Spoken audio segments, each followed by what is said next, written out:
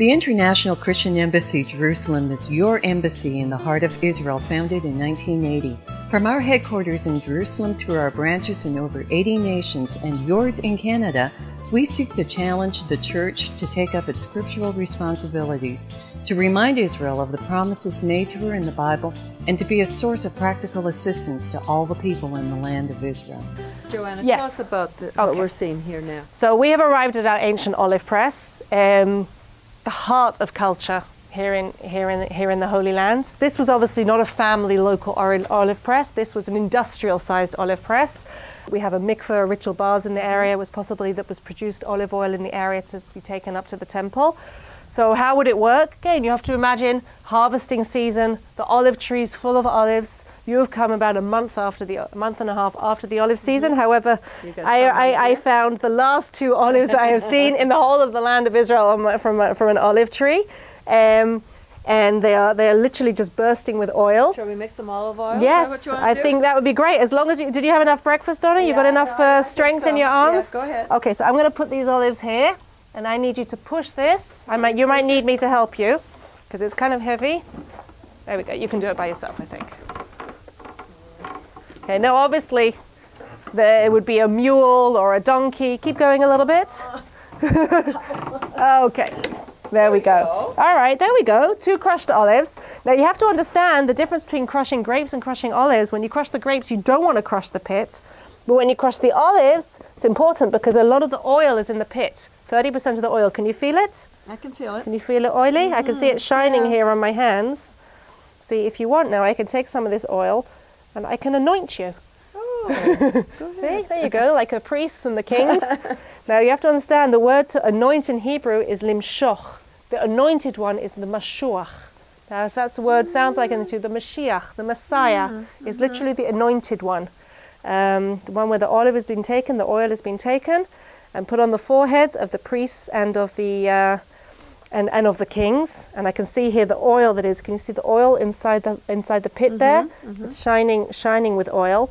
Now obviously olive oil was the essence of life back then. It was light. The olive tree was described as the tree of light.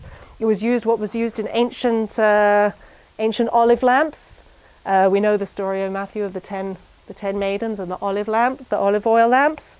And how about the time of here, let me just show you here. You can almost squeeze Hanukkah.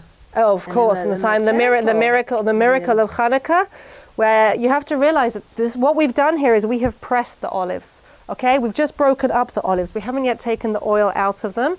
Think en masse, you would then take all the olives from here. This place would be full of brown olive mash. You would then take a basket like this, and then you would take the basket full of olive mash and more baskets, and then you would pile them up under the press, and then the press would be turned. This would push down, this log, wouldn't have that there, would be pressed down, and the olive oil would ooze and drip out of the sides and gradually go into this collection hole here, which would have water at the bottom. The first press is the extra virgin. Why? Because the lesser presses you have, the lesser impurities come out. The more times you press, the more impurities come out. However, the oil that was being used for the temple was not allowed to be pressed at all. The oil for the temple had to come out from its own weight. There was no artificial pressing whatsoever if you wanted to take the oil up to the temple. And that was very important. And that is where the miracle of Hanukkah comes in, because you think, you just press out some olive oil and send it up to the temple. Well, when they discovered there was only enough oil for one day, they then had to send out the messengers. We need olive oil urgently. Well, you can't just take any olive from the tree.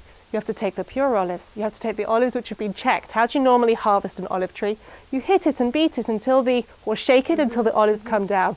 You can't do that with the olives for the temple. You have to hand pick the olives, and then you have to press them here you have to crush them here on the press.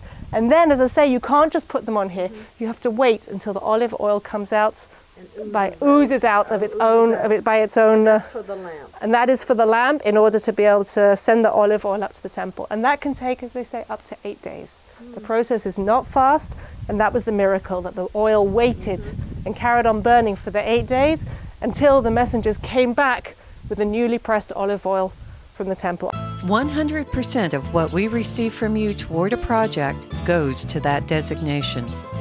Through your contribution to ICEJ Canada, you can participate by giving to Bet Singer Children's Orphanage Bathrooms, Christian Friends of Yad Vashem, Home for Holocaust Survivors, Israeli Youth at Risk Summer Camp in Canada, Operation Life Shield Bomb-Proof Shelters, Red Carpet Project Women at Risk in Tel Aviv, Shoulder to Shoulder New Immigrant Partner Project, Women's Shelter Project, General Fund, Gift Estate Securities Funds, ICEJ Communication Media Fund.